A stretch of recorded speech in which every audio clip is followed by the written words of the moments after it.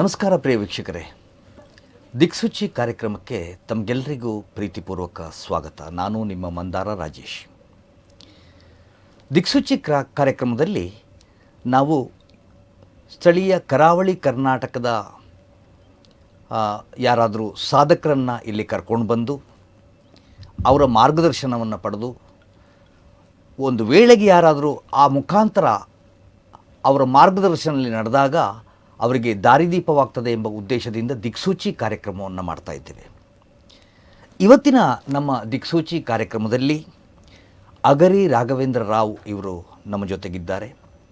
ಯಕ್ಷಗಾನ ಕುಟುಂಬದಿಂದ ಬಂದವರು, ಅಗರಿ ಸಂಸ್ಥೆಯನ್ನು ಸ್ಥಾಪಿಸಿ ಅದನ್ನು ಬೆಳೆಸಿದವರು, ಅಗರಿ ಪ್ರತಿಷ್ಠಾನದ ಮುಖ್ಯಸ್ಥರು, ಸಮಾಜ ಸೇವಕರಾಗಿ ಗುರುತಿಸಿಕೊಂಡಂಥ ಅಗರಿ ರಾಘವೇಂದ್ರ ರಾವ್ ನಮ್ಮ ಜೊತೆಗಿದ್ದಾರೆ. ಬನ್ನಿ, ಅವರನ್ನು ಪ್ರೀತಿಪೂರ್ವಕವಾಗಿ ಸ್ವಾಗತಿಸೋಣ. ಸರ್, ಕಾರ್ಯಕ್ರಮಕ್ಕೆ ಅಭಿಮತ ವಾಹಿನಿ ಕಡೆಯಿಂದ ತಮಗೆ ಸ್ವಾಗತ. ರಾಘವೇಂದ್ರ ಸರ್, ನನ್ನ ನೇರವಾದ ಪ್ರಶ್ನೆ, ಎಲ್ಲೋ ಒಂದು ಕಡೆ ಯಕ್ಷಗಾನ ಮತ್ತು ಕೃಷಿ ಕುಟುಂಬ ನಿಮ್ಮ ಅಜ್ಜ ಮತ್ತು ತಂದೆಯವರದು, ಅದಕ್ಕಿಂತ ಹಿಂದೆ ಎಲ್ಲಿಯೂ ಯಾರು ವ್ಯಾಪಾರಸ್ಥರಾಗಿ ಬೆಳೆದಂಥದ್ದು ನಮ್ಮ ಗೊತ್ತಲ್ಲಿ ಅಥವಾ ಸಾರ್ವಜನಿಕ ಗೊತ್ತಲ್ಲಿ ಇಲ್ಲ ಅಂತ ಭಾವಿಸಿಕೊಂಡು ಈ ಪ್ರಶ್ನೆಯನ್ನು ಕೇಳ್ತಾ ಇದ್ದೆ. ನನಗೆ ಗೊತ್ತಿಲ್ಲ. ಹೇಗೆ ಸರ್ ಇದು ಹೇಗೆ ಈ ಅಗರಿ ಎಂಬ ಸಂಸ್ಥೆ ಹೇಗೆ ಸ್ಥಾಪಿಸಲ್ಪಟ್ಟಿತು ಅಂತ ಹೇಳುವಂಥ ಒಂದು ವಿಚಾರ, ನಂತರದಲ್ಲಿ ಅದು ಬೆಳೆದ ಬಗ್ಗೆ ಮತ್ತು ಈಗ ಯಾವ ಹಂತದಲ್ಲಿದೆ ಅನ್ನೋದರ ಬಗ್ಗೆ ವಿಸ್ತಾರವಾಗಿ ತಮಗೆ ಹೇಳಲಿಕ್ಕೆ ಅವಕಾಶ ಇದೆ ಸರ್. ಪ್ರಥಮವಾಗಿ ಅಭಿಮತ ಟಿ ವಿಗೆ ನಮ್ಮ ಕರೆದದ್ದಕ್ಕಾಗಿ ನಾನು ವಿಶೇಷವಾಗಿ ಅವರಿಗೆ ನಾನು ಧನ್ಯವಾದವನ್ನು ಕೊಡ್ತಾ, ನೀವು ಕೇಳಿದಂಥ ಪ್ರಶ್ನೆ ನೀವು ಹೇಳಿದಾಗೆ ಆಗ ನಮಗೆ ಯಾಕೆ ಬಂದೆವು ನಮ್ಗೆ ಆಗ ಗೊತ್ತಿಲ್ಲ. ಸರಿ. ಹಾಗಾಗಿ ನೀವು ಹೇಳಿದಾಗೆ ನಮ್ಮ ಅಜ್ಜ ಅಗರಿ ಶ್ರೀನಿವಾಸ ಭಾಗವತರು ಹೌದು, ದೊಡ್ಡ ಭಾಗವತರು ಹೌದು. ಅನಂತರ ಯಕ್ಷಗಾನದ ರೈಟರ್ ಕೂಡ ಹೌದು. ತುಂಬ ಕ್ಷೇತ್ರ 36 ಪ್ರಸಂಗಗಳನ್ನು ಬರೆದಿದ್ದಾರೆ. ಆಮೇಲೆ ಅದರಲ್ಲಿ ದೇವಿ ಮಹಾತ್ಮೆ ಅಂತ ಹೇಳುವಂತಹ ಒಂದು ಪ್ರಸಂಗ ಈಗಲೂ ಆಡ್ತಾ ಇದ್ದಾರೆ. ಅದು ಈಗ ಒಂದು ಗಿನ್ನಿಸ್ ರೆಕಾರ್ಡ್ ಆಗಿ ಎಲ್ಲರ ಒಂದು ಮೆಚ್ಚುಗೆಗೆ ಪಾತ್ರರಾದಲ್ಲದೆ ಅದು ಈಗ ನಿರಂತರವಾಗಿ ನಡೀತಾ ಇದೆ. ಪ್ರಿಯ ವೀಕ್ಷಕರೇ, ಯಕ್ಷಗಾನ ಕ್ಷೇತ್ರದ ಇತಿಹಾಸದಲ್ಲಿ ಇತಿಹಾಸ ನಿರ್ಮಾಣ ಮಾಡಿದಂಥದ್ದು ಅಗರಿ ಶ್ರೀನಿವಾಸ ಭಾಗವತರು ಬರೆದಂಥ ಶ್ರೀದೇವಿ ಮಹಾತ್ಮೆ. ಈಗಾಗಲೇ ಗಿನ್ನಿಸ್ ರೆಕಾರ್ಡ್ ದಾಖಲೆ ಮಾಡಿದಂಥದ್ದು ಯಕ್ಷಗಾನ ಕ್ಷೇತ್ರದಲ್ಲಿ ಯಾವುದಾದ್ರು ಇದ್ದರೆ ಅದು ಅಗರಿ ಶ್ರೀನಿವಾಸ ಭಾಗವತರು ಬರೆದಂಥ ಸಂಪೂರ್ಣ ದೇವಿ ಮಹಾತ್ಮೆ. ಜೊತೆಗೆ ಇತ್ತೀಚೆಗೆ ಸಂಪೂರ್ಣ ದೇವಿ ಮಹಾತ್ಮೆ ತುಳುವಿನಲ್ಲೂ ಪ್ರಸಾರ ಆಗಿದೆ. ಸಂಪೂರ್ಣ ದೇವಿ ಮಹಾತ್ಮೆಯನ್ನು ಇಡೀ ಪ್ರಸಂಗವನ್ನು ಹಾಡುಗಾರಿಕೆ ಸಹಿತ ಅರ್ಥಗಾರಿಕೆ ಸಹಿತ ತುಳುವಿನಲ್ಲಿ ಕೂಡ ಅದರ ಪ್ರಯತ್ನವನ್ನು ಮಾಡಲಾಗಿ ಇತ್ತೀಚೆಗೆ ಪುರಭವನದಲ್ಲಿ ಯಶಸ್ವಿಯಾಗಿ ಪ್ರಸಾರವಾಗಿದ್ದನ್ನು ಇಲ್ಲಿ ನೆನಪಿಸಿಕೊಳ್ತಾ ಸರ್ ತಾವು ಮುಂದುವರಿಸಿ. ನೀವು ಹೇಳಿದಾಗೆ ಯಕ್ಷಗಾನದಲ್ಲೇ ನಾವು ಬಂದೆವು. ತಂದೆಯವರು ಅದನ್ನು ಯಶಸ್ವಿಯಾಗಿ ಮುಂದುವರಿಸಿದರು. ನಮಗೆ ಯಕ್ಷಗಾನದಲ್ಲಿ ಬರಬೇಕು ಹೇಳೋದಕ್ಕಿಂತ ಸಹ ನಮ್ಮನ್ನು ಸ್ವಲ್ಪ ಡೈವರ್ಟ್ ಮಾಡಿಕೊಂಡು ವಿದ್ಯಾಭ್ಯಾಸದ ಕಡೆಗೆ, ಅನಂತರ ನೀವು ಬೇರೆ ಯಾವುದಾದ್ರೂ ತಗೊಳ್ಳುವಂಥ ಒಂದು ಫೀಲ್ಡ್ ತಗೊಳ್ಳಿ ಅಂತ ಹೇಳುವಂಥದ್ದು ಅವರಲ್ಲಿ ಇತ್ತೋ ನಮಗೆ ಗೊತ್ತಿಲ್ಲ. ಆದರೆ ಒಂದು ವಿಷಯ ಅಂತೂ ಏನಂತ ಹೇಳಿದರೆ, ನಾವು ಯಕ್ಷಗಾನದಿಂದ ಸ್ವಲ್ಪ ದೂರವೇ ಇರುವ ಹಾಗೆ ಇತ್ತು. ಆಮೇಲೆ ಯಾರು ಕೂಡ ನಮ್ಮ ಒಂದು ಯಾವ ರೀತಿಯಲ್ಲಿ ಯಕ್ಷಗಾನ ನಮ್ಮ ಮೇಲೆ ಆ ಟೈಮಲ್ಲಿ ಇತ್ತು ಅಂತ ಹೇಳಲಿಕ್ಕೆ ಒಂದು ಸಣ್ಣ ಉದಾಹರಣೆ ಹೇಳ್ತೇನೆ ನಾನು. ಹೇಳಿ ಸರ್. ನಮ್ಮ ಅಲ್ಲಿ ಕುಪ್ಪೆ ಪದವಿನಲ್ಲಿ ಒಂದು ದುರ್ಗಾ ಯಕ್ಷಗಾನ ಮಂಡಳಿ ಅಂತ ಇತ್ತು. ಅವರು ಏನು ಮಾಡಿದ್ರು, ಆಗ ನಾನು 6ನೇ ಕ್ಲಾಸಲ್ಲೇನೇ ಇದ್ದೆ, ಅಂದರೆ ಒಂದು 12 ವರ್ಷದ ಹುಡುಗ. ಅವರು ಆಗ ಹೇಳಿದರು, ಇವ್ರ ಹತ್ರ ಪದ್ಯ ಮಾಡಿ ಕಲಿಸುವ ಹೇಳಿಕೊಂಡು ಒಬ್ಬರು ಹಿರಿಯರ ಹತ್ರ, ಒಂದು 70 ವರ್ಷ ಆಗಿರ್ಬೋದು, ಅವ್ರ ಹತ್ರ ಹೋಗಿ ಇವರಿಗೊಂದು ನಾವು ನಮಸ್ಕಾರ ಹಾಕಿದ್ದೇವೆ ಅವರಿಗೆ, ಗುರುಗಳು ಅಂತೇಳಿ ಅವರೆಲ್ಲ ಇದ್ದರು. ಆಗ ನಮ್ಮ ಸಂಘದವರು ಇವರಿಗೊಂದು ಯಕ್ಷಗಾನ ಕಲಿಸಬೇಕು ಅಂತೇಳಿ ಅವರು ಹೇಳಿದರು. ಆಗ ಅವರು ಕೇಳಿದ್ರು, ನೀವು ಎಲ್ಲಿಯವರು ಅಂತೇಳಿ. ಆಗ ಆ ಅವರು ಹೇಳಿದರು, ನಾವು ಹೇಳಿದೆ ಅಗರಿ ಅಂತ. ಅಗರಿ ಹೇಳಿದ ಕೂಡಲೇ ಒಮ್ಮೆ ಅವರು ಅಲರ್ಟ್ ಆದರು. ಅವ್ರು ಏನಾಗಬೇಕು ಅಂತೇಳಿ ಅವ್ರು ಹೇಳಿದ್ರೆ, ನಮಗೆ ಅಜ್ಜ ಅಗರಿ ಶ್ರೀನಿವಾಸ ಭಾಗವತರು, ನಮ್ಮ ತಂದೆ ರಘುರಾಮ್ ಭಾಗವತರು ಅಂತ ಹೇಳಿದಾಗ ಅವರು ಪುನಃ ನಮಗೆ ನಮಸ್ಕಾರ ಮಾಡಿ ನಿಮಗೆ ಕಲಿಸಿಕೊಡುವಷ್ಟು ನಮ್ಮ ಹತ್ರ ಇಲ್ಲ, ಅದು ನಿಮ್ಮ ರಕ್ತದಲ್ಲೇ ಇದೆ ಸರಿ. ಅಂತ ಹೇಳಿ ಅವ್ರು ಹಾಕಿದ ನಂತರ ಆಗಲೇ ನಮಗೆ ಗೊತ್ತಾಯಿತು ನಾವು ಹಾಗೆ ಕಲಿಬೇಕು ಅಥವಾ ಅದನ್ನು ಬೆಳೆಸಬೇಕು. ಅಲ್ಲಿವರೆಗೆ ನಮ್ಮ ಒಂದು ಅಜ್ಜನ ಪ್ರಭಾವ ಆಗ ಇತ್ತು ಅಂತ ಹೇಳಿ ಗೊತ್ತಾಯಿತು. ಸರಿ. ಆಮೇಲೆ ಏನಾಯಿತು ಹೇಳಿದರೆ, ಕಾಲೇಜಲ್ಲಿ ಹೋದಾಗಲೂ ಕೂಡ ನಾವು ಯಕ್ಷಗಾನಗಳನ್ನು ನಮ್ಮ ಪ್ರಾಂಶುಪಾಲರು, ಆಗ ಸೀತಾರಾಮಾಚಾರ್ ಅಂತ ಪ್ರಾಂಶುಪಾಲರಿದ್ದರು, ಅವರು ಕೂಡ ನೀವು ಪದ್ಯವನ್ನು ಹೇಳಬೇಕು ಅಂತೇಳಿ ಪಂಚವಟಿ ಅಂತ ಹೇಳುವಂಥ ಒಂದು ಪ್ರಸಂಗವನ್ನು ಕೊಟ್ಟು, ಇದನ್ನು ನೀವು ನಿಮ್ಮ ಹುಡುಗರಲ್ಲೇ ಮಾಡಬೇಕು, ಹೊರಗಿಂದ ಯಾರನ್ನು ತರಬಾರ್ದು, ಭಾಗವತರಾಗಲಿ ಕೆಲವರಾಗಲಿ ಅಂತೇಳಿ. ಆದರೆ ಆಗಲೂ ಕೂಡ ನಮಗೆ ಧೈರ್ಯ ಏನಂತ ಹೇಳಿದರೆ, ನಮ್ಮ ಅಜ್ಜ ಮತ್ತು ತಂದೆ ಅವರು ಅಷ್ಟು ದೊಡ್ಡ ಭಾಗವತರಾಗುವಾಗ ನಾವು ಅದನ್ನು ಸುಲಭವಾಗಿ ಹಾಡಲಿಕ್ಕೆ ನಮಗೆ ಕಷ್ಟ ಅಂತ ಹೇಳುವಂಥ ಭಾವನೆ ಬಂದದ್ರಿಂದ ನಾವು ಆಗಲೂ ಕೂಡ ಪದ್ಯವನ್ನು ಹಾಡಿದ್ರೆ ನಾನು ರಾಮನ ಪಾತ್ರ ಮಾಡಿದೆ. ಆ ಕೂಡಲೇ ಪ್ರಾಂಶುಪಾಲರು ಕರೆದು ಕೇಳಿದರು, ನೀನು ಹಾಡಲಿಲ್ಲ ಯಾಕೆ ಅಂತೇಳಿ. ಹಾಗಾಗಿ ಅವರು ಕೂಡ ನಮ್ಮನ್ನು ಪ್ರಯತ್ನ ಪಟ್ಟರು. ಆನಂತರ ನೀವು ಹೇಳಿದಾಗೆ ನಮ್ಮ ಕಾಲೇಜು ಜೀವನ ಮುಗಿಸಿದ ಕೂಡಲೇ ನಮ್ಮ ಅಗರಿ ಶ್ರೀನಿವಾಸ ಭಾಗವತರಿಂದಲೇ ನಮ್ಮ ಎಡಪದವಿನಲ್ಲಿ ಅಗರಿ ಎಂಟರ್ಪ್ರೈಸಸ್ ಅಂಥೇಳಿ, ಅಂದರೆ ಆಗ ಅಗರಿ ಅಂತೇಳಿ ನನ್ನನ್ನು ಎಲ್ಲರೂ ಗುರುತಿಸ್ತಾ ಇದ್ದರು. ಆಮೇಲೆ ಯಕ್ಷಗಾನದಲ್ಲೇ ಎಲ್ಲರನ್ನ ಅದನ್ನು ಸುರತ್ಕಲಲ್ಲಿದ್ದಾಗಲೂ ಕೂಡ, ಕಾಲೇಜಲ್ಲಿದ್ದಾಗಲೂ ಕೂಡ ಎಲ್ಲರೂ ಅಗರಿ ಅಂತ ಕರಿತಿದ್ದ ಕಾರಣ, ಮತ್ತು ಅದು ಅಜ್ಜನ ಒಂದು ಅಗರಿ ಭಾಗವತರೇ ಅಂತ ಹೆಸರಾಗಿದ್ದ ಕಾರಣ ಅದೇ ಹೆಸರಿಂದ ಅವರಿಂದಲೇ ಅಂಗಡಿಯನ್ನು ನಾವು ಎಡಪದವಲ್ಲಿ ಆರಂಭ ಮಾಡಿ. ಸರ್, ಒಂದು ನಡುವೆ ಒಂದು ಪ್ರಶ್ನೆ, ಯಾವ ವರ್ಷದಿಂದ ಅಂದರೆ ಪ್ರಾಥಮಿಕ ಹಂತದಲ್ಲಿ ಎಡಪದವಿನಲ್ಲಿ ಆರಂಭ ಆಗಿದ್ದು ಅಂತ ತಾವು ಹೇಳ್ತಾ ಇದ್ದೀರಿ? ಹೌದು. ಯಾವ ವರ್ಷದಲ್ಲಿ ಸರ್? ಅದು 1992ರಲ್ಲಿ. 1992ರಲ್ಲಿ ತಾವು ಸ್ಥಾಪಿಸಿದ್ರಿ? ತಾವೇ ಸ್ಥಾಪಿಸಿದ್ದು, ಹೌದು. ಓಕೆ.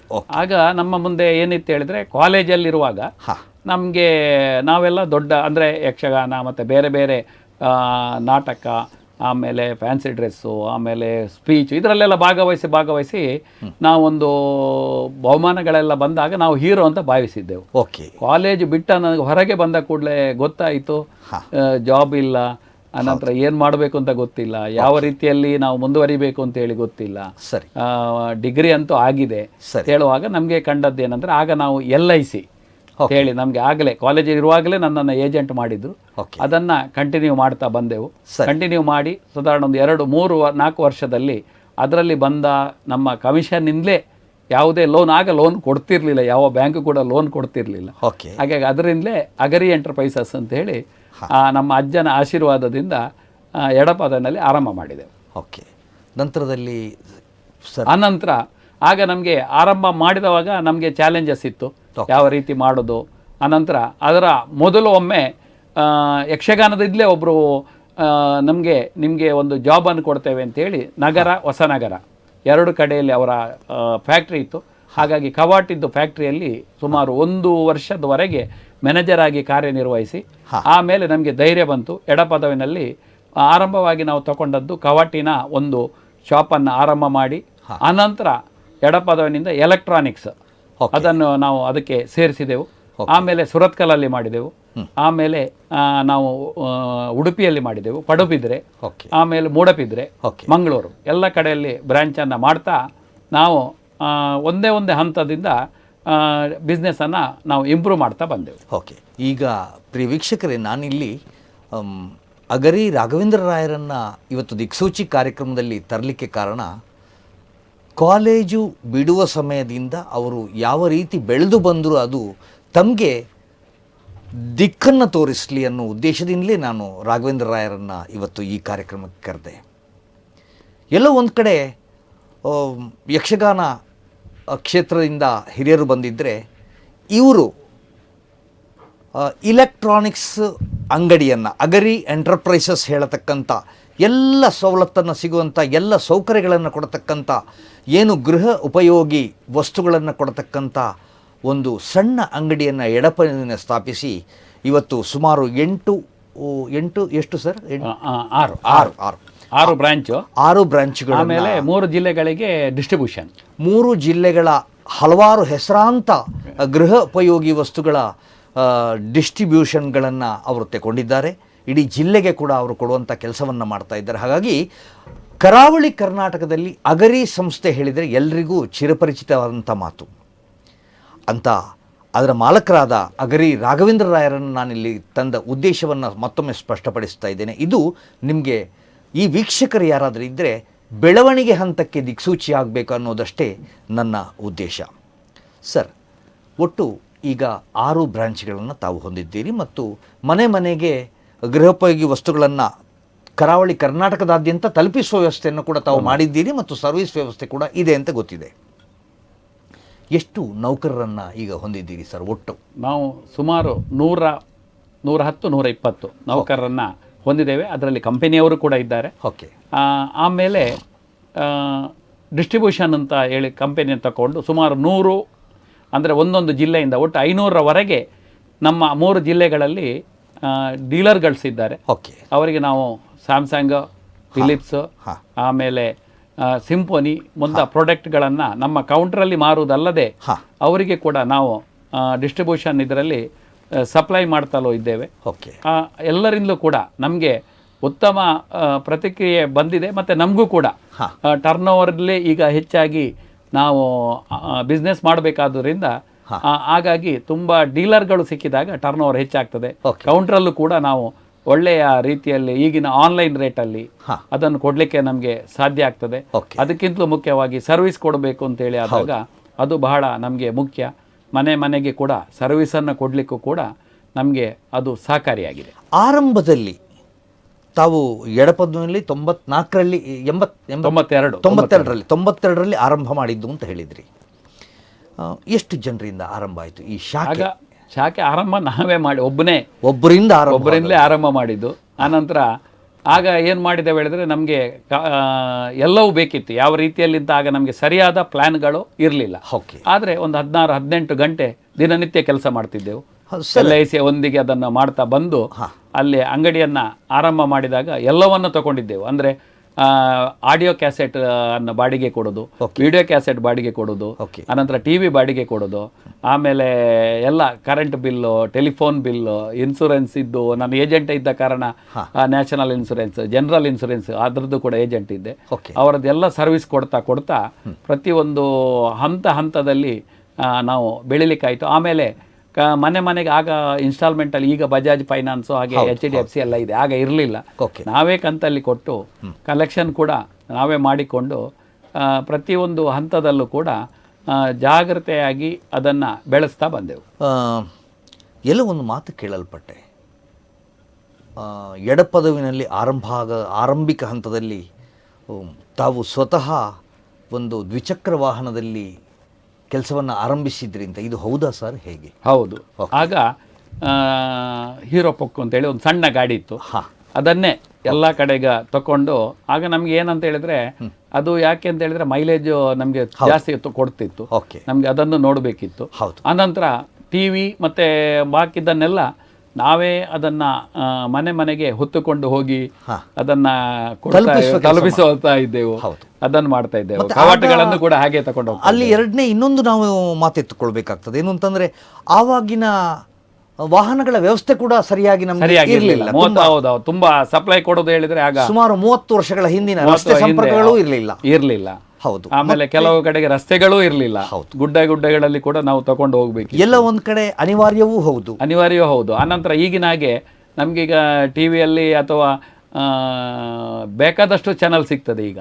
ಹೌದು. ಆಗ ನಮಗೆ ದೂರದರ್ಶನ ತೆಗೆದುಕೊಡೋದು ಹೇಳಿದ್ರೆ ಅದು ಒಂದು ದೊಡ್ಡ ಚಾಲೆಂಜ್. ಯಾಕಂತ ಹೇಳಿದ್ರೆ ಅದು 13 ಆಂಟೆನಾ, ಆಮೇಲೆ 19 ಆಂಟೆನಾ, ಅಂದ್ರೆ ಕಡ್ಡಿಗಳ ಆಂಟೆನಾ, ಆಮೇಲೆ ಸುಮಾರು 30 ಕಡ್ಡಿಗಳದ್ದು ಆಂಟೆನಾ ಬರ್ತಿತ್ತು.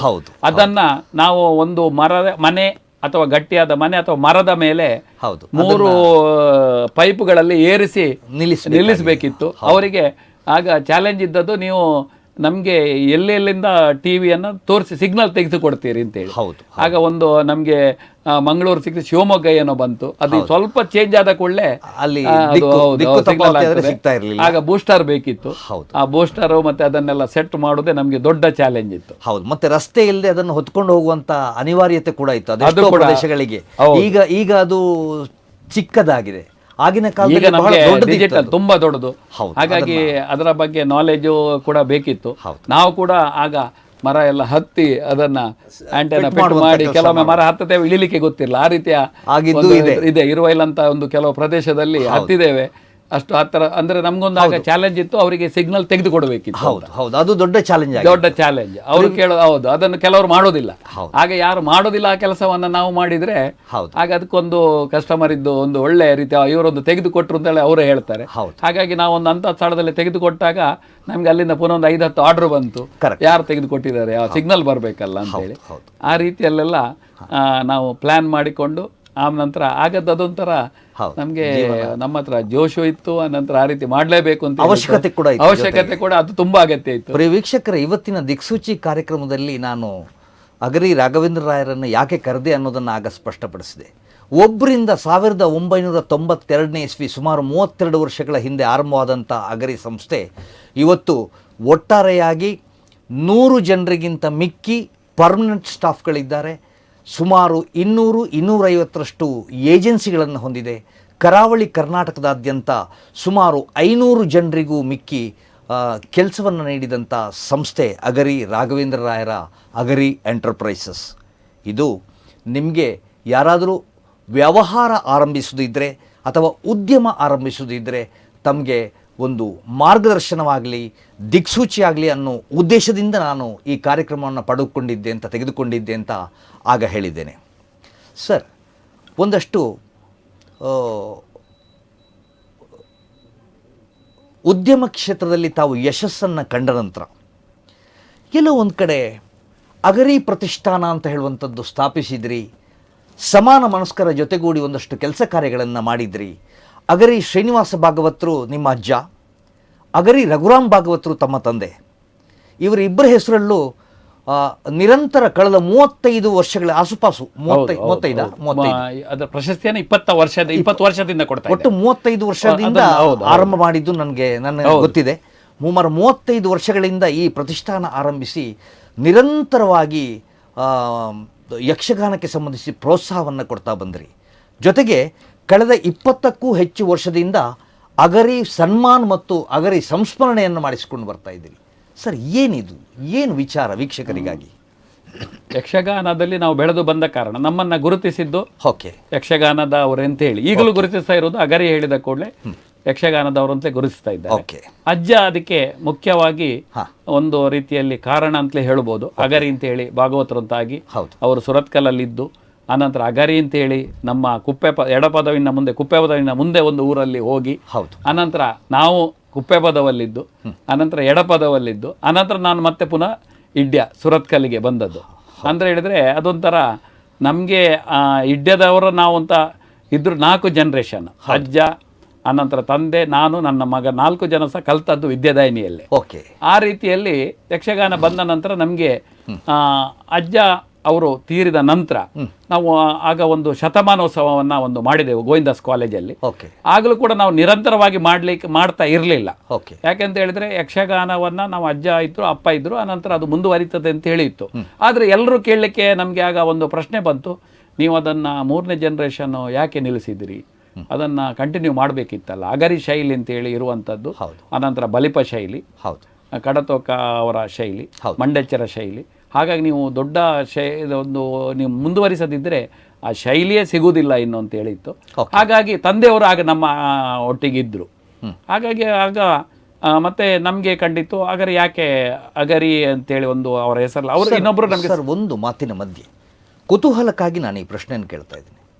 ಅಗರಿ ಶ್ರೀನಿವಾಸ್ ಭಾಗವತರು ಹುಟ್ಟಿದ್ದು ಸುರತ್ಕಲ್ ಸಮೀಪ. ಹೌದು ನಾನು ಕೇಳಲ್ಪಟ್ಟ. ಹೌದು. ರಘುರಾಮ್ ಭಾಗವತರು ಅಥವಾ ಅವರು ಹುಟ್ಟಿದ್ದು ಮತ್ತು ತಾವು ಹುಟ್ಟಿದ್ದು ಎಲ್ಲ ಸುರತ್ಕಲ್ಲಲ್ಲಿ. ಸುರತ್ಕಲ್ಲಲ್ಲಿ ಆ ನಂತರಕ್ಕೆ ತಾವು ಸುರತ್ಕಲ್ಲಲ್ಲಿ ಇದ್ದೇವೆ. ಯಾಕಂದ್ರೆ ನಮ್ಮ ತಾಯಿಯ ಮನೆ ಆಗ ಸುರತ್ಕಲ್ಲಲ್ಲಿ ಇತ್ತು. ತಾಯಿಯ ತಂದೆ ಮನೆ ಅಲ್ಲಿತ್ತು. ಸರಿ. ಹಾಗಾಗಿ ನಮ್ಗೆ ಅಲ್ಲೇ ಹತ್ತಿರ ಇತ್ತು. ಅನಂತರ ಯಕ್ಷಗಾನ ಮತ್ತೆ ಇದರಲ್ಲಿ ಬೆಳೆದದ್ದು ಪರಂಪರೆ ಇರುವಂಥದ್ದು ಸುರತ್ಕಲ್ಲಲ್ಲೇ ಹೆಚ್ಚು ಇತ್ತು. ಆಮೇಲೆ ಅದು ಆಗ ನಮಗೆ ಗೊತ್ತಿರಲಿಲ್ಲ ಅಂತ ಹೇಳಿದ್ರೆ, ಆಗ ನಾವು ಯಕ್ಷಗಾನದಲ್ಲಿ ಹೋದಾಗ ಹೆಚ್ಚು ಜನರು ನಮ್ಮ ಹೆಚ್ಚಿನವರು ಇದ್ದದ್ದು ಸುರತ್ಕಲ್ಲಲ್ಲೇ, ಆಸುಪಾಸಲ್ಲೇ ಇದ್ರು. ಹಾಗಾಗಿ ಹಿರಿಯರಿಂದ ನನಗೆ ಗೊತ್ತಿದ್ದ ಹಿರಿಯರು ಯಾರೋ ಹೇಳಿದ್ರು ಅಗರಿ ಶ್ರೀನಿವಾಸ ಭಾಗವತರ ಹುಟ್ಟೂರು ಸುರತ್ಕಲ್ ಅಂತ. ಅದಕ್ಕಾಗಿ ನಾನು ಈ ಪ್ರಸ್ತಾವನೆ ಸರ್ ಮುಂದುವರಿಸಿ ತಾವಾಗ ಹೇಳ್ತಾ ಇದ್ರಿ. ಅದೇ ಆ ರೀತಿಯಲ್ಲಿ ನಾವು ಅಗರಿ ಪ್ರತಿಷ್ಠಾನವನ್ನ ಸಂಸ್ಮರಣ ವೇದಿಕೆ ಅಂತೇಳಿ ಆರಂಭ ಮಾಡಿದೆ. ಅದಕ್ಕೆ ಒಳ್ಳೆಯ ಪ್ರೋತ್ಸಾಹ ಸಿಕ್ಕಿತು. ಆಮೇಲೆ ಒಂದು ನಿರಂತರವಾಗಿ ಯಕ್ಷಗಾನದಲ್ಲಿ ಸಾಧನೆಯನ್ನು ಮಾಡಿದವ್ರನ್ನ ಗುರುತಿಸಿ 20 ವರ್ಷದಿಂದ ಕೊಡ್ತಾ ಬಂದಿದ್ದೇವೆ. ಹೌದು. ಆಮೇಲೆ ಅಪ್ಪ ನಮಗೆ ಯೋಚನೆ ಮಾಡಿದಾಗ ಅವರಿಗೆ ಕೂಡ ಒಂದು ಸಂತೋಷ ಇತ್ತು, ಅಗರಿ ಶೈಲಿಯನ್ನು ಬೆಳೆಸಬೇಕು ಅಂತೇಳಿ. ಅವ್ರು ಇರುವಾಗಲೇ ಅಗರಿ ಶೈಲಿದ್ದು ನಾವು ಯಾರು ಹಾಡ್ತಾರೆ ಅಂತೇಳಿ ನಾವು ಒಂದು ಗ್ರೂಪ್ ಮಾಡಿದೆವು, ವಾಟ್ಸಪ್ ಗ್ರೂಪಲ್ಲಿ. ಎಲ್ಲಿಂದ ನಾವೊಂದು 8 ವರ್ಷದಿಂದ ಕನ್ನಡಿ ಕಟ್ಟೆ ಅವರಿಗೆ ರವಿಚಂದ್ರ ಕನ್ನಡಿ ಕಟ್ಟೆ ಅವರು ಅಲ್ಲಿಂದ ಆರಂಭ ಆಗಿ ಒಂದು 6-7 ವರ್ಷದವರೆಗೆ ನಾವು ನಿರಂತರವಾಗಿ ಅಗರಿ ಶೈಲಿಯನ್ನು ಕೊಟ್ಟೆವು. ಆದ್ರೆ ಈ ಸಲ ಒಂದು ಸಣ್ಣ ಬದಲಾವಣೆ ಮಾಡಿದೆವು. ಕಾರಣ ಇಷ್ಟೇ, ಎಲ್ಲ ಕಲಾ ಭಾಗವತರನ್ನ ಗುರುತಿಸಿದ್ದೇವೆ. ಅಗರಿ ಶೈಲಿಯನ್ನ ಹಾಡುವ ನಮಗೆ ಹಾಡುಗಳು ಬೇರೆಯವರಿಂದ ನಮ್ಗೆ ಈಗ ಬರದೇ ಇರುವಾಗ ಕಡಿಮೆ ಬರ್ತಾ ಇದೆ. ಅನಂತರ ಅದನ್ನು ರೆಕಾರ್ಡ್ ಮಾಡುವವರು ನಮಗೆ ಕಳಿಸುವವರು ಕೂಡ ಅದರಲ್ಲಿ ಸ್ವಲ್ಪ ಬಂದ ಕಾರಣ ಈ ಸಲ ನಾವು ಕಲಾರಂಗ ಅವರಿಗೆ ಯಕ್ಷಗಾನದ ಒಂದು ದೊಡ್ಡ ಉಡುಪಿ ಅವರನ್ನ ಅದರ ಬದಲಿಗೆ ಅವರಿಗೆ ಒಂದು ಗೌರವವನ್ನು ತಂದೆ ಹೆಸರಿನಲ್ಲಿ ಅದನ್ನ ನಾವು ಕೊಟ್ಟು ಒಂದು ಹೊಸ ರೀತಿಯಲ್ಲಿ, ಯಾಕಂದ್ರೆ ಅಗರಿ ಶೈಲಿ ಬೆಳಿಬೇಕು ಅಂತ ನಾವು ಈಗಲೂ ಕೂಡ ಯೋಚನೆ ಮಾಡ್ತಾ ಇದ್ದೇವೆ. ಅದು ನಮ್ಮ ಜವಾಬ್ದಾರಿಯೂ ಇತ್ತು, 3ನೇ ಜನರೇಷನ್ ಅಲ್ಲಿ ನಾವು ಬೆಳೆಸಬೇಕು ಅಂತ ಹೇಳಿ. ಹಾಗಾಗಿ ಅದಕ್ಕೆ ನಾವು ಸ್ವಲ್ಪ ಪ್ರಾಮುಖ್ಯತೆಯನ್ನು ಕೊಡ್ತೇವೆ. ಇನ್ನೊಂದು ವಿಶೇಷ ಆಯಿತು, ಯಾಕಂತ ಹೇಳಿದ್ರೆ ನಾಳೆ 11ನೇ ತಾರೀಕು ಬಾಂಬೆಯಲ್ಲಿ ನಮ್ಮ ಅಗರಿ ಶ್ರೀನಿವಾಸ ಭಾಗವತರ ಪರವಾಗಿ ಅಗರಿ ಅವರು ಕೊಡ್ತಾ ಇದ್ದಾರೆ. ಅಲ್ಲಿನ ಪದ್ಮನಾಭ ಅಂತ ಹೇಳಿ ಅವರು ದುಬೈ ಅವರು ನಮ್ಮನ್ನು ಕರೆದಿದ್ದಾರೆ, ನೀವು ಬರಬೇಕು ಅಂತ ಹೇಳಿ. ಅದು ಕೂಡ ಆಗ್ತದೆ. ಒಂದು 20-30 ವರ್ಷದ ನಂತರ ಪುನಃ ಕರೀತಾರೆ ಅಂತ ಹೇಳುವಾಗ ನಮ್ಗೊಂದು ರೋಮಾಂಚನ ಆಯ್ತು. ಸಂದರ್ಶನದ ಮಧ್ಯೆ ತಾವು ಸಂತೋಷದ ವಿಷಯನ ತಿಳಿಸಿದಿರಿ. ಅಭಿಮತ ವಾಹಿನಿಯ ಕಡೆಯಿಂದ, ಅಭಿಮತ ಮುಖ್ಯಸ್ಥರ ಕಡೆಯಿಂದ ಮತ್ತು ನಿರೂಪಕನಾಗಿ ನನ್ನ ಕಡೆಯಿಂದ ತಮಗೆ ಮುಂಚಿತವಾಗಿ ಅಭಿನಂದಿಸ್ತಾ ಇದ್ದೇನೆ ಸರ್ ಕಾರ್ಯಕ್ರಮಕ್ಕಾಗಿ. ನಿಮ್ಮ ಕಾರ್ಯಕ್ರಮ ಯಶಸ್ವಿ ಆಗಲಿ ಅಂತ ಹಾರೈಸ್ತಾ ಇದ್ದೇವೆ ಅಭಿಮತ ವಾಹಿನಿ ಕಡೆಯಿಂದ. ಧನ್ಯವಾದಗಳು. ಅದು ಯಾಕೆ ನಮಗೆ ಅಂತ ಹೇಳಿದ್ರೆ ನಾವು ಏನು ಎಣಿಸಿದೆವು ಅಗರಿ ಇದರಲ್ಲಿ ಬರ್ತದೆ, ಆದರೆ ಅದನ್ನು ಪುನಃ ಗುರುತಿಸಿ ಬಾಂಬೆ ಅಂತ ಒಂದು ಸ್ಥಳದಲ್ಲಿ ನಾವು ಅಂದರೆ ತಂದೆಯವರು ಹೋಗ್ತಾ ಇದ್ರು 15 ವರ್ಷ 16 ವರ್ಷ ಇಲ್ಲಿನ ಸುರತ್ಕಲ್ ಮೇಳದಲ್ಲಿ ಅವರಿದ್ದು ಯಕ್ಷಗಾನ ತಿರುಗಾಟಕ್ಕೆ ಪ್ರತಿ ವರ್ಷ ಬಾಂಬೆಗೆ ಹೋಗ್ತಾ ಇದ್ರು. ಆದರೆ ಆ ನಂತರ ಈ ಸಂದರ್ಭ ಬಂತು, ಅವರ ಹೆಸರಲ್ಲಿ ನಿಮಗೆ ಪ್ರಶಸ್ತಿ ಕೊಡ್ತೇನೆ ಅಂತ ಹೇಳಿದಾಗ ನಮಗೆ ಒಂದು ಏನಾಗ್ತದೆ ಹೇಳಿದ್ರೆ ಅಗರಿಯ ಒಂದು ಪರಿಚಯ. ಬಾಂಬೆಯಲ್ಲಿ ಯಕ್ಷಗಾನ ಪ್ರೇಮಿಗಳು ತುಂಬ ಇದ್ದಾರೆ. ಅಲ್ಲಿಗೆ ನಮಗೆ ಒಂದು ಅವರನ್ನು ಕರೀಲಿಕ್ಕಂತೂ ಇಲ್ಲಿಗೆ ನಮ್ಮ ಕಾರ್ಯಕ್ರಮಕ್ಕೆ ಆಗೋದಿಲ್ಲ. ಹಾಗಾಗಿ ಅವರೇ ಮಾಡುವಾಗ ಅದನ್ನು ಕೂಡ ನಮ್ಮ ಅಜ್ಜನ ಹೆಸರಲ್ಲಿ ಕೊಡ್ತಾರೆ ಅಂತ ಹೇಳುವಾಗ ನಾವು ಅದನ್ನು ತಗೊಂಡು ಈಗ 11ನೇ ತಾರೀಕಿಗೆ ನಾವು ಅಲ್ಲಿಗೆ ಹೋಗ್ತಾ ಇದ್ದೇವೆ. ಶುಭವಾಗಲಿ ಸರ್. ಮುಂದಿನ ದಿನಗಳಲ್ಲಿ ತಾವು ಯಾವ ಯಾವ ಯೋಜನೆಗಳನ್ನು ಹಮ್ಮಿಕೊಂಡಿದ್ದೀರಿ? ವಿದ್ಯಾರ್ಥಿ ವೇತನವನ್ನು ಒಂದಷ್ಟು ಕೊಡ್ತಾ ಇದ್ದೀರಿ ಅಂತ ಕೇಳಲ್ಪಟ್ಟಿದ್ದೀವಿ. ವಿದ್ಯಾರ್ಜನೆಗಾಗಿ ಬರತಕ್ಕಂಥ ಮಕ್ಕಳಿಗೆ ಬೇಕಾದ ಸಹಕಾರವನ್ನು ನೀಡ್ತೀರಿ ಅಂತ ಕೇಳಲ್ಪಟ್ಟಿದ್ದೀವಿ. ಏನು ಸರ್ ಇದು ಹೇಗೆ? ಅದೇ ಅಂದರೆ ಆಗಲ್ಲ, ಎಲ್ಲರಿಗೂ ನಾವು ಕಷ್ಟದಲ್ಲೇ ಬೆಳೆದದ್ದು ಇರುವುದರಿಂದ ಹಾಗೆ ಯಾರು ಕಷ್ಟದಲ್ಲಿದ್ದಾರೆ ಮತ್ತು ಯಾರಿಗೆ ವಿದ್ಯಾರ್ಥಿಗಳಿಗೆ ಯಾಕಂದರೆ ವಿದ್ಯಾಭ್ಯಾಸ ಬಹಳ ಮುಖ್ಯ. ಹಾಗಾಗಿ ಪ್ರತಿಯೊಂದು ಇದರಲ್ಲಿ ಕೂಡ ನಾವು ಭಾಗವಹಿಸಿ ವಿದ್ಯಾರ್ಥಿ ವೇತನವನ್ನು ಕೊಡ್ತಾ ಇದ್ದೇವೆ. ಬೇರೆ ಬೇರೆ ನಮ್ಮ ಯಾರಾದರೂ ಬಂದಾಗ ಅವರಿಗೂ ಕೂಡ ಕಷ್ಟದಲ್ಲಿದ್ದಾರೆ ಅಂತ ಹೇಳುವಾಗ ಅದನ್ನು ಸಹ ನಾವು ಕೊಡ್ತಾ ಬಂದಿದ್ದೇವೆ. ಆಮೇಲೆ ಕಲಾವಿದರು ಕೂಡ ನಮಗೆ ಬಂದಾಗ ಅವರನ್ನು ಕೂಡ ಗೌರವಿಸ್ತೇವೆ. ಬೇರೆ ಬೇರೆ ಸಂಘ ಸಂಸ್ಥೆಗಳು ಕೂಡ ಅದರಲ್ಲಿ ಭಾಗವಹಿಸಿಕೊಂಡು ಅದನ್ನು ನಾವೊಂದು ಸ್ವಲ್ಪ ಭಾಗವನ್ನು ನಾವು ಹಾಗೆ ಕೊಟ್ಟಾಗ ನಮಗೂ ಕೂಡ ಒಂದು ಖುಷಿ ಸಿಗ್ತದೆ. ಎಲ್ಲೋ ಒಂದು ಕಡೆ ತಳಮಟ್ಟದಿಂದ ಬೆಳೆದಂಥ ತಾವು ಮತ್ತು ತಮ್ಮ ಸಂಸ್ಥೆ ಸಮಾಜಕ್ಕೆ ಒಂದಷ್ಟು ಸಹಕಾರವನ್ನು ನೀಡುವ ನಿಟ್ಟಿನಲ್ಲಿ ತಾವು ಕೆಲಸ ಮಾಡ್ತಾ ಇದ್ದೀರಿ. ತಮ್ಮ ಸಹೋದರರು ಕೂಡ ತಮ್ಮ ಜೊತೆಗೆ ಇದ್ದಾರೆ ಅಂತ ಕೇಳಲ್ಪಟ್ಟಿದ್ದೀನಿ. ತಮ್ಮ ಈ ಸಂಸ್ಥೆ ನಡೆಸುವಲ್ಲಿ ತಮ್ಮ ಬಂಧು ಬಳಗದವರು ಮತ್ತು ಸಹೋದರರ ಸಹಕಾರ ಹೆಂಗಿದೆ ಸರ್? ಇದ್ದಾರೆ. ಅದೇ ಆರಂಭದಲ್ಲಿ ಏನಂತ ಹೇಳಿದ್ರೆ ಆರಂಭ ಮಾಡಿದ ನಂತರ ಈಗ ದೊಡ್ಡದಾಗಿ ಬೆಳೆದ ಅದಕ್ಕೆ ಜವಾಬ್ದಾರಿ ಇದೆ. ಹಾಗಾಗಿ ಮೂಡಬಿದಿರೆ ಜವಾಬ್ದಾರಿಯನ್ನ ನನ್ನ ತಮ್ಮ ವಾದಿರಾಜ್ ಅವರು ಅದನ್ನು ನಿರ್ವಹಿಸ್ತಾ ಇದ್ದಾರೆ. ಅಲ್ಲಿನ ಅವರು ಇದನ್ನು ಅವರ ಹ್ಯಾಂಡ್ ಮಾಡ್ತಾ ಇದ್ದಾರೆ. ಹಾಗೆ ಟೋಟಲ್ ನಮ್ಮ ಎಲ್ಲ ಇದರಲ್ಲಿ ಕೂಡ ನನ್ನ ಚಿಕ್ಕಪ್ಪ ಕಿರಣ್ ಅಂತ ಒಬ್ಬರು ನಮ್ಮ ಇದ್ದಾರೆ. ಹಾಗೆ ಶೇಷಶಯನ ಅಂತ ಭಾವ ಕೂಡ ಈಗ ರಿಟೈರ್ಡ್ ಆಗಿ ನಮ್ಮೊಟ್ಟಿಗೆ ಜೊತೆಯಲ್ಲಿದ್ದಾರೆ. ಹಾಗಾಗಿ ಒಂದು ಟೀಮ್ ವರ್ಕ್ ಅಲ್ಲಿ ನಡೀತಾ ಇದೆ. ಓಕೆ ಸರ್, ಮುಂದೆ ಯಾವ ಯೋಚನೆಯನ್ನು ತಾವು ಹಾಕಿಕೊಂಡಿದ್ದೀರಿ ಅನ್ನೋ ಬಗ್ಗೆ ಏನಾದರೂ ಹೊಸ ಯೋಜನೆಗಳು, ಹೊಸ ಉದ್ಯಮ ಅಥವಾ ಹೊಸ ಅಂಗಡಿ ಹೀಗೆ ಏನಾದರೂ ಅಂಥದ್ದೇನಾದ್ರು ಶೋರೂಮು ಈ ಥರ ಏನಾದರೂ ಯೋಚನೆ ಇದೆಯಾ ಸರ್? ಅಲ್ಲ, ಬೇರೆ ಈಗ ಏನು ಹೇಳಿದರೆ ಮೊದಲು ಬಿಸ್ನೆಸ್ಸಲ್ಲಿ ಈಗ ಹೇಗೆ ಬಂದಿದೆ ಹೇಳಿದರೆ ಟರ್ನ್ ಓವರ್ ಜಾಸ್ತಿ ಆಗಬೇಕು. ಅನಂತರ ಎಲ್ರಿಗೂ ಕೂಡ ಯಾರಿಗೂ ಒಂದು ಬಂದಾಗ ಸರಿಯಾದ ರೇಟಲ್ಲಿ, ಆನ್ಲೈನ್ ರೇಟಲ್ಲಿ, ಅನಂತರ ಆ ರೇಟಲ್ಲಿ ಕೊಡಬೇಕಿದ್ರೆ ಟರ್ನ್ ಓವರ್ ಬಹಳ ಅಗತ್ಯ. ಅದಕ್ಕೋಸ್ಕರ ನಾವು ಎಕ್ಸ್ಪಾನ್ಷನ್ ಬೇರೆ ಬೇರೆ ಕಡೆಯಲ್ಲಿ ಇನ್ನೂ ಕೂಡ ಒಂದು 5-6 ಬ್ರಾಂಚ್ಗಳನ್ನು ಮಾಡಬೇಕು. ಆಮೇಲೆ ಒಳ್ಳೆ ಬ್ರ್ಯಾಂಡ್ಗಳನ್ನು ಬಂದಾಗ ಡಿಸ್ಟ್ರಿಬ್ಯೂಷನ್ ಕೂಡ ಮಾಡಿದಾಗ ಟರ್ನ್ ಓವರ್ ಬರ್ತದೆ. ಆಮೇಲೆ ಅವರು ಎಷ್ಟು ಬಿಸ್ನೆಸ್ ಮಾಡ್ತಾರೆ ಅಂತ ಹೇಳುವಂತ ಇರೋದ್ರಿಂದ ನಿರಂತರವಾಗಿ ನಾವು ಬಿಸ್ನೆಸ್ಸಲ್ಲಿ ಇದ್ದುಕೊಂಡೇ ಗಮನಿಸ್ತಾ ಇರಬೇಕಾಗ್ತದೆ. ಯಾವುದು ಮತ್ತೆ ಚೇಂಜ್ ಆದಾಗ, ಯಾವುದಾದ್ರೂ ಒಳ್ಳೆ ಟ್ರೆಂಡ್ ಬಂದಾಗ ಅದರ ಡಿಸ್ಟ್ರಿಬ್ಯೂಷನ್ ತಗೊಳ್ಳೋದು. ಆಮೇಲೆ ಯಾವಾಗಲೂ ಮಾರ್ಕೆಟಲ್ಲಿ ನಾವು ಯೋಚನೆ ಮಾಡ್ತಾ ಇರಬೇಕು. ಯಾವ ಪ್ರಾಡಕ್ಟ್ ಬಂದಾಗ ಇನ್ನೊಬ್ಬರು ಅದನ್ನು ನೋಡಿದ ನಂತರ ನಾವು ಯೋಚನೆ ಮಾಡೋದಲ್ಲ, ನಾವೇ ಅದನ್ನು ಮುಂದೆ ಹೋಗಿ ಮಾಡಿದಾಗ ಖಂಡಿತವಾಗಿಯೂ ಅದರ ಒಳ್ಳೆಯ ರಿಸಲ್ಟ್ ನಮಗೆ ಸಿಗ್ತದೆ ಅಂತ ಹೇಳಿಕೊಂಡು. ಒಂದು ವೇಳೆ ಯಾರಾದರೂ ಏಜೆನ್ಸಿ ಕೇಳಿಕೊಂಡು ಬಂದರೆ ಅದಕ್ಕೇನಾದರೂ ನಿಬಂಧನೆಗಳು ಅಥವಾ ಅವರಿಗೆ ಏನಾದರೂ ಅವಕಾಶಗಳು ಇದೆಯಾ ಸರ್? ಹೇಗೆ? ಅಲ್ಲ, ಬರ್ತಾ ಇದ್ದಾರೆ. ಬಟ್ ಅಲ್ಲಿ ಸಮಸ್ಯೆಗಳಾಗೋದು ಅಂತ ಹೇಳಿದ್ರೆ ನಮ್ಮ ಎಲೆಕ್ಟ್ರಾನಿಕ್ ಫೀಲ್ಡಲ್ಲಿ ಮುಖ್ಯವಾಗಿ ಸರ್ವಿಸ್. ಯಾಕಂದ್ರೆ ತುಂಬಾ ಕಂಪನಿಗಳು ಬರ್ತಾರೆ ಮತ್ತೆ ಅವರು ಇರುವುದಿಲ್ಲ. ಹಾಗೆ ಇರುವುದು ನಾವು ಮಾತ್ರ ಇಲ್ಲಿ. ಆಗ ಏನಾಗ್ತದೆ ಅಂತ ಹೇಳಿದ್ರೆ ನಮ್ಮ ಮೇಲೆ ನೀವು ಸರ್ವಿಸ್ ಕೊಡುವುದಿಲ್ಲ ಅಂದ್ರೆ ಕಂಪನಿಗಳೇ ಇಲ್ಲ. ಹಾಗಾಗಿ ನಮಗೆ ಅದೊಂದು ಚಾಲೆಂಜ್ ಆಗಿದೆ ನಮ್ಮ ಡಿಸ್ಟ್ರಿಬ್ಯೂಷನ್ ಲೆವೆಲಲ್ಲಿ, ನಮ್ಮ ಕೌಂಟರ್ ಲೆವೆಲಲ್ಲಿ. ಸುಮಾರು ಒಂದು 15-20 ಕಂಪನಿಗಳು ಈಗ ಇಲ್ಲ. ಹಾಗಿರುವಾಗ ಏನಾಗಿದೆ ಹೇಳಿದ್ರೆ ನಮಗೆ ಅದೊಂದು ಚಾಲೆಂಜ್. ಹಾಗಾಗಿ ತಗೊಳ್ಳುವಾಗ ತುಂಬಾ ಜಾಗ್ರತೆಯಾಗಿ ನೀವು ಹೇಳಿದಾಗ ನಾವು ಯೋಚನೆ ಮಾಡ್ತಾ ಇದ್ದೇವೆ. ಅಂದ್ರೆ ಡಿಸ್ಟ್ರಿಬ್ಯೂಷನ್ ಆಗಲಿ ಕೌಂಟರ್ ಆಗಲಿ ಕಸ್ಟಮರ್ ನಮ್ಮ ಹತ್ರ ಹೇಳ್ತಾರೆ ನಿಮ್ಮ ಧೈರ್ಯದಿಂದ ನಾವು ತಗೊಂಡಿದ್ದೇವೆ. ಖಂಡಿತ ನಮ್ಗೆ ಅದು ಗೊತ್ತಾಗುದಿಲ್ಲ. ನಮಗೆ ಭರವಸೆ, ಸಂಸ್ಥೆಯ ಮೇಲಿನ ಭರವಸೆ. ಹೌದು, ಯಾಕಂದ್ರೆ ಪ್ರಾಡಕ್ಟ್ ಎಲ್ಲಿಂದಲೋ ಬರ್ಬೋದು, ಆದರೆ ಅಗರಿ ಅನ್ನೋ ಸಂಸ್ಥೆ ಇಲ್ಲೇ ಇದೆ, ನಮ್ಮ ಕಣ್ಣೆದುರೇ ಬೆಳೆದಿದೆ, ಹಾಗಾಗಿ ನಾವು ಇವರನ್ನು ನಂಬಿದ್ದೀವಿ ಹೇಳ್ತಾರೆ. ಹೌದು, ಆ ಕಾರಣ ನಾವು ಏನಂತ ಹೇಳಿದ್ರೆ ಅದರ ಪರವಾಗಿ ಕೆಲಸ ಮಾಡುವಾಗ, ಸರ್ವಿಸ್ ವಿಷಯದಲ್ಲಿ ಕೆಲಸ ಮಾಡುವಾಗ ಆಗ ನಮಗೆ ಕಂಪನಿಯವರು ಕೊಡ್ತಾರಾ ಇಲ್ವೋ ಅದನ್ನು ನಾವು ರೆಡಿ ಆಗಿರಬೇಕಾಗ್ತದೆ ಸರ್ವಿಸ್ ಕೊಡಲಿಕ್ಕೆ.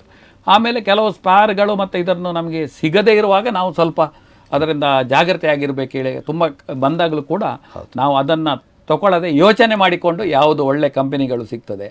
ಆಮೇಲೆ ಮಾರುವಾಗಲೂ ಕೂಡ ನಾವು ಅದೇ ರೀತಿಯಲ್ಲಿ ಯೋಚನೆ ಮಾಡಿಕೊಂಡು, ಅಂದರೆ ಕಸ್ಟಮರ್ಗೆ ಯಾವ ಯಾವ ರೀತಿಯಲ್ಲಿ ಈಗ ತಗೊಳ್ಳುವಾಗ ಒಂದು ಹೈ ರೇಟಲ್ಲಿ, ಮೀಡಿಯಮ್, ಕಡಿಮೆ ರೇಟಲ್ಲಿ 3 ಥರದ ಕಸ್ಟಮರು ಇರ್ತಾರೆ. ಅವರಿಗೆ ಬೇಕಾದ ಪ್ರಾಡಕ್ಟನ್ನು ಗ್ಯಾರಂಟಿಯಾಗಿ ಯಾವ ಕಂಪನಿಗಳು ಕೊಡ್ತವೆ. ಅದಕ್ಕಾಗಿ ನಾವು ಬಿಸ್ನೆಸ್ ವಿಷಯಕ್ಕೆ ಬಂದಾಗ ಯಾವುದೇ ಕಂಪನಿಗಳನ್ನು ನೋಡಿದಾಗ ಫ್ಯಾಕ್ಟ್ರಿ ವಿಸಿಟಿಗೆ ಅದಕ್ಕೆಲ್ಲ ನಾವು ಹೋದಾಗ ನಮಗೆ ಕಂಪನಿಯ ಸಂಪೂರ್ಣ ವಿವರ ಸಿಗ್ತದೆ. ಓಕೆ, ಒಳ್ಳೆಯದು ಸರ್. ಅಗರಿ ಎಂಟರ್ಪ್ರೈಸಸ್ಸು ಏನು ಅನ್ನೋ ಸ್ಪಷ್ಟ ಚಿತ್ರಣ ಇವತ್ತು ವೀಕ್ಷಕರಿಗೆ ಸಿಕ್ಕಿದೆ ಅಂತ ಭಾವಿಸ್ತೀನಿ. ಅದೇ ರೀತಿ ಒಬ್ಬರಿಂದ ಆರಂಭವಾದಂಥ ಅಗರಿ ರಾಘವೇಂದ್ರ ರಾಯರಿಂದ ಆರಂಭವಾದಂಥ ಸಂಸ್ಥೆ ಇವತ್ತು 6 ಕಡೆಗಳಲ್ಲಿ ವ್ಯವಹಾರ ನಡೆಸ್ತಾ ಇದೆ. ಕರಾವಳಿ ಕರ್ನಾಟಕದಾದ್ಯಂತ ಡಿಸ್ಟ್ರಿಬ್ಯೂಷನನ್ನು ಮಾಡ್ತಾ ಇದ್ದಾರೆ. ಮನೆ ಮನೆಗೆ ಅಗರಿ ವಸ್ತುಗಳನ್ನು ತಲುಪಿಸುವಂಥ ಕೆಲಸವನ್ನು ಆಗ್ತಾ ಇದೆ. ಇನ್ನೊಂದು 6 ಕಡೆಗಳಲ್ಲಿ ಹೊಸ ನೂತನ ಶೋರೂಮನ್ನು ತೆರಿಬೇಕು ಅನ್ನೋ ಇರಾದೆಯನ್ನು ಅಗರಿ ರಾಘವೇಂದ್ರ ರಾಯರು ಇಟ್ಕೊಂಡಿದ್ದಾರೆ. ಶುಭವಾಗಲಿ ಸರ್ ತಮಗೆ. ಜೊತೆಗೆ ಇವತ್ತು ಯಾರಾದರೂ ಈ ಕಾರ್ಯಕ್ರಮ ನೋಡ್ತಾ ಇರುವವರು ಯಾವುದಾದ್ರು ಉದ್ಯಮ ಆರಂಭಿಸಬೇಕು ಅಂತ ಇದ್ದರೆ ಈ ದಿಕ್ಸೂಚಿ ಕಾರ್ಯಕ್ರಮದ ಮುಖಾಂತರ ಅಗರಿ ರಾಘವೇಂದ್ರ ರಾಯರನ್ನು ತಾವು ಸಂಪರ್ಕಿಸಬಹುದು ಹೇಳತಕ್ಕಂಥ ವಿಚಾರವನ್ನು ನಾನು ಹೇಳ್ತಾ ಇದ್ದೀನಿ. ಏನಾದರೂ ಮಾರ್ಗದರ್ಶನ ಬೇಕಿದ್ದರೆ ಅಥವಾ ಸಹಕಾರ ಬೇಕಿದ್ದರೆ ಸಂಪರ್ಕಿಸಬಹುದಾಗಿದೆ ಅಂತ ಹೇಳತಕ್ಕಂಥ ಮಾತನ್ನು ಹೇಳ್ತಾ, ಸರ್ ಕೊನೆಯದಾಗಿ ವೀಕ್ಷಕರಿಗೆ ಏನನ್ನು ಹೇಳಕ್ಕೆ ಇಷ್ಟಪಡ್ತೀರಿ ಸರ್? ವಿಶೇಷ ಏನಂತ ಹೇಳಿದ್ರೆ ಇಲ್ಲಿ ನಿಮ್ಮದು ಕೂಡ ಒಂದು ವಿಷಯ ನಾನು ಪ್ರಸ್ತಾಪ ಮಾಡಲಿಕ್ಕೆ ಇಷ್ಟಪಡ್ತೇನೆ. ಯಕ್ಷಗಾನದಿಂದಲೇ ನೀವು ಇದ್ದೀರಿ. ಹೌದು, ಮಂದಾರ ಕೇಶವ. ಹೌದು, ಬಟ್ ಹೇಳಿದ್ರೆ ಅವರ ಹೆಸರು ಗೊತ್ತಿಲ್ಲದವರೇ ಇಲ್ಲ. ಹೌದು, ನೀವು ಮಂದಾರ ರಾಜೇಶ್ ಭಟ್ ಅಂತ ಹೇಳಿದಾಗ ನಾನು ಸಂತೋಷದಿಂದ ಇಲ್ಲಿ ಒಂದು ಬರುವ ಹಾಗೆ ನಿಮ್ಮೊಟ್ಟಿಗೆ ಒಂದು ಮಾತಾಡೋ ಒಂದು ಅವಕಾಶ ಕೂಡ ಅದು ಸಿಕ್ಕಿತ್ತು. ಅನಂತರ ಅಭಿಮತ ಟಿವಿ ಈಗ ಪ್ರತಿಯೊಂದು ಕಡೆಯಲ್ಲಿ ಕೂಡ ನಮ್ಮ ಈಗಿನ ಚೆನ್ನಾಗಿ ಬರ್ತಾ ಇದೆ. ಅದಕ್ಕಿಂತ ಮುಖ್ಯವಾಗಿ ಯಕ್ಷಗಾನ, ಇಲ್ಲಿನ ಸಾಮಾಜಿಕ ಕಲೆಗಳು, ಆಮೇಲೆ ತುಳುನಾಡು, ಇದರ ಬಗ್ಗೆ ಒಂದು ತುಂಬವಾದಂಥ ಮುತುವರ್ಜಿ ವಹಿಸಿಕೊಂಡು. ಇನ್ನೊಂದು ಸಂತೋಷದ ವಿಷಯ ಅಂತಂದ್ರೆ ಕರ್ನಾಟಕದ ಎಲ್ಲ ಜಿಲ್ಲೆಗಳಲ್ಲೂ ಪ್ರಸಾರ ಆಗ್ತಾ ಇದೆ. ಅದು ಮತ್ತೊಂದು ವಿಶೇಷ. ಹಾಗಾಗಿ ನಮ್ಮ ಎಲ್ಲವೂ ಇಲ್ಲಿಗೆ ಬರ್ತದೆ, ಇಲ್ಲಿಂದ ಹೋಗ್ತದೆ ಹೇಳುವಾಗ ಯಕ್ಷಗಾನದಂತ ಕಾರ್ಯಕ್ರಮ ಎಲ್ಲರೂ ನೋಡುವಂತಾಗಿ.